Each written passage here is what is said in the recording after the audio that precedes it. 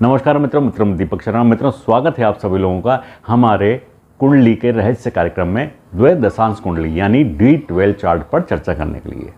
मित्रों, आज के कार्यक्रम में हम D12 चार्ट यानी द्वैदशांश कुंडली पर चर्चा करेंगे और इसमें छिपे रहस्यों को जानने की कोशिश करेंगे। मित्रों, D12 चार्ट या द्वैदशांश कुंडली हमारी कुंडली का 12वें भाग का अध्ययन होता है।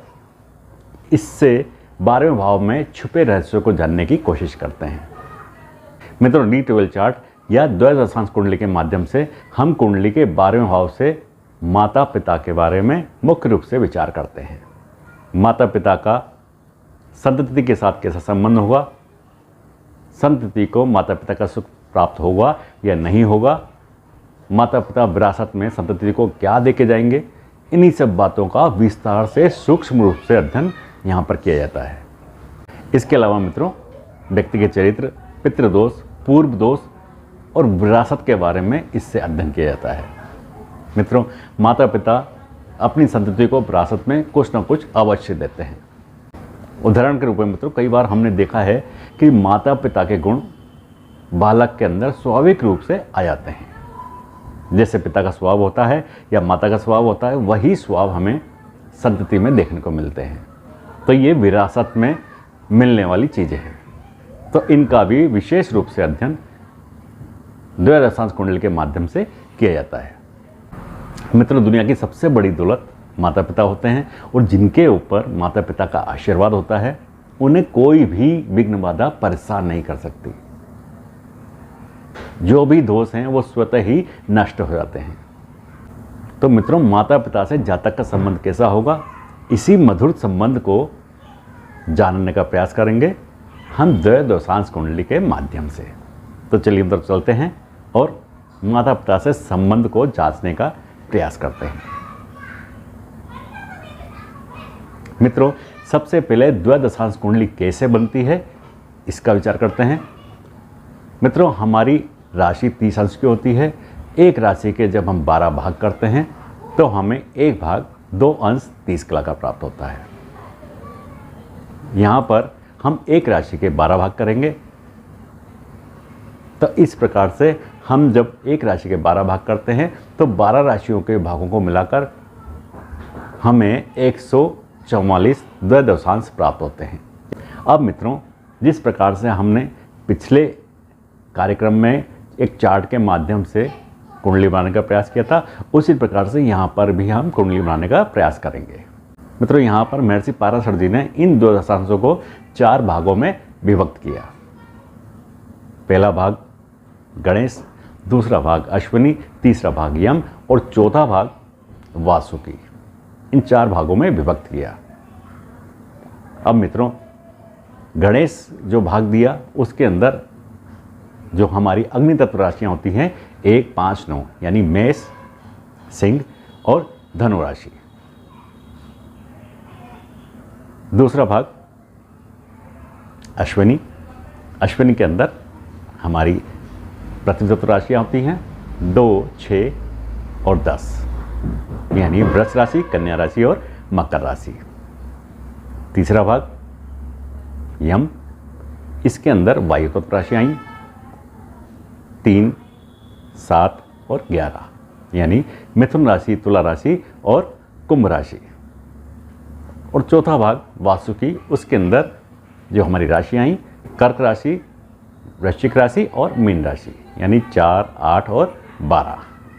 अब मित्रों, गणेश द्वैदशांश की बात करते हैं। मित्रों, जिस प्रकार से गणेश जी का स्वभाव है, विघ्नहर्ता का स्वभाव है, उसी प्रकार से यहाँ पर इन द्वैदशांशों में इस तरह का प्रभाव देखने को मिलता है। मित्रों, जब भी कोई ग्रह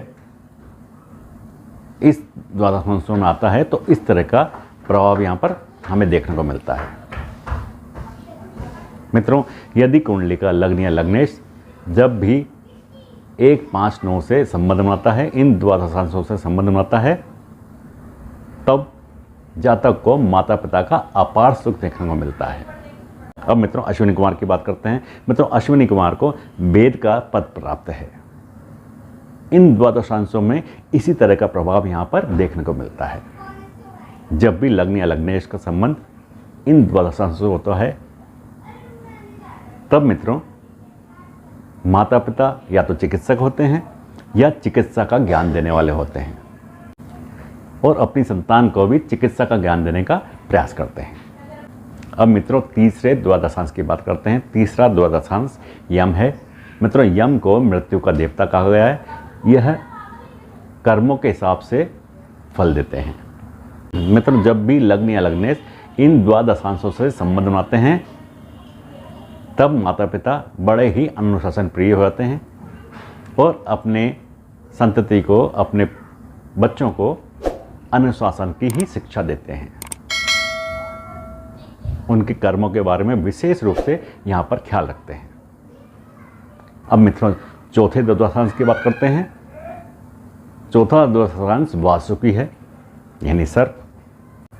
जिस प्रकार से सर्प का प्रभाव होता है उसी प्रकार से यहाँ पर इन द्वादशांशों में प्रभाव देखने को मिलता है। जब भी मित्रों लग्न या लग्नेश इन द्वादशांशों से संबंध बनाते हैं तब माता पिता का स्वभाव बड़ा ही उग्र हो जाता है, कटुभाषी हो जाता है, आक्रामक हो जाता है। लेकिन मित्रों माता पिता कठिनाइयों का सामना करते हुए अपना रास्ता ढूंढ ही लेते हैं। तो इस प्रकार से मित्रों इन 4 द्वादशांशों का हमें प्रभाव कुंडली में देखने को मिलता है। अब मित्रों द्वादशांश कुंडली का फलादेश कैसे किया जाए इस पर विचार कर लेते हैं। मित्रों यहाँ पर सबसे पहले हमें 2 मुख्य ग्रह हैं उन पर विचार करना होगा। सूर्य ग्रह पिता के कारक हैं और चंद्रमा माता के कारक हैं। तो मित्रों चंद्रमा और सूर्य का हमें यहाँ पर कुंडली में स्थान देखना होगा, उनकी स्थिति देखनी होगी, किस स्थिति में है, कुंडली पर कहाँ पर विराजमान है, उन पर किन ग्रहों की दृष्टि है। ये सब देखने के बाद ही हमें कुंडली के अंदर फलादेश करना है। लग्न कुंडली के अंदर हमें लग्न को देखना है और लग्न का सूर्य और चंद्रमा से क्या संबंध है वो देखना है। उसके पश्चात फिर हमें द्वादशांश कुंडली खोलनी है। द्वादशांश कुंडली खोलने के बाद हमें द्वादशांश कुंडली का लग्न देखना है और उस लग्न की स्थिति लग्न कुंडली के अंदर जांचनी है। मित्रों यदि लग्न की स्थिति अच्छी हुई, लग्न मजबूत हुआ, बलवान हुआ और शुभ ग्रहों से दृष्ट हुआ तो मित्रों माता पिता का अपार सुख देखने को मिलता है। और यदि लग्न पीड़ित है, 6, 8, 12 में है तो मित्रों इसके परिणाम अत्यंत ही अशुभ होते हैं। 6, 8, 12 के अंदर हमें शुभ परिणाम बिल्कुल नहीं मिलते। द्वादशांश कुंडली में भी इसके शुभ परिणाम कभी नहीं मिलेंगे। तो हमें द्वादशांश कुंडली के लग्न का लग्न कुंडली के अंदर अध्ययन करना है, उसकी स्थिति देखनी है और स्थिति देखने के बाद ही कोई फलादेश करना है। इसके पश्चात मित्रों द्वादशांश कुंडली के अंदर हमें सूर्य और चंद्रमा की स्थिति जांचनी है। सूर्य की स्थिति क्या है, चंद्रमा की स्थिति क्या है, ये देखना है। यहाँ पर मित्रों ये ध्यान रखना है कि सूर्य और चंद्रमा की स्थिति 6ठे भाव, 8वें भाव और 12वें भाव में बिल्कुल नहीं होनी चाहिए। यदि केंद्र भाव में हुए तो अत्यंत ही शुभ और यदि त्रिकोण भाव में हुए तो अत्यंत ही शुभ परिणाम यहाँ पर देखने को मिलते हैं। अब मित्रों यहाँ पर 12 भावों में भी स्थिति को जांचना है। हमारी द्वादशांश कुंडली के लग्न कुंडली के अंदर 12 भावों में स्थिति क्या है उसके हिसाब से भी हमें यहाँ पर परिणाम देखने को मिलते हैं। लेकिन मित्रों मुख्य रूप से यहाँ पर हमें 6, 8 और 12 भावों में स्थिति को जांचना है। इसके अंदर हमारा द्वादशांश कुंडली का लग्न नहीं आना चाहिए, ये मुख्य नियम है। इसके अंदर जब भी लग्न आएगा तो हमें अशुभ परिणाम ही देखने को मिलेंगे। अब मित्रों द्वादश कुंडली में 12वें भाव से हम पूर्व जन्मों के बारे में भी विचार करते हैं।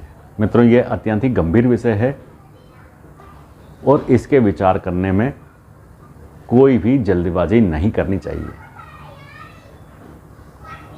इसका विचार करने के लिए हमें नवांश कुंडली, अष्टमांश कुंडली का भी अध्ययन करना है। उसके पश्चात लग्न कुंडली से सभी चीज़ों का मिलान करना है, तब जाके मित्रों इसके बारे में कुछ सटीक फलादेश किया जा सकता है। तो इसलिए इसके बारे में हम कोई भी चर्चा नहीं करेंगे। सामान्य रूप से जो नियम है उन नियमों को ही यहाँ पर जांचेंगे और फलादेश करने की कोशिश करेंगे। तो इस प्रकार से मित्रों यहाँ पर फलादेश करने की हम कोशिश करते हैं। मित्रों, फलादेश करने के लिए हमने जो अभी तक कुंडलियों का अध्ययन किया है, सभी कुंडलियों का एक दूसरे से मिलान करना पड़ता है, तब जाके कोई फलादेश किया जा सकता है। तो ये विचार कि हम द्वादश कुंडली के माध्यम से ही किसी चीज़ का फलादेश कर दें, ये संभव नहीं है। जैसे मान लीजिए पूर्व जन्म का हमें फलादेश करना है, तो मित्रों केवल द्वादशांश कुंडली से हम पूर्व जन्म का फलादेश नहीं कर सकते। इसके लिए हमें नवांश कुंडली भी देखनी होगी, अष्टमांश कुंडली भी देखनी होगी और साथ ही लग्न कुंडली भी देखनी होगी। तीनों चारों कुंडली को सामने रखने के बाद ही हम पूर्व जन्म के बारे में कोई फलादेश कर सकते हैं। तो मित्रों ये सामान्य नियम है। सामान्य नियमों के आधार पर हमने जानकारी हासिल की।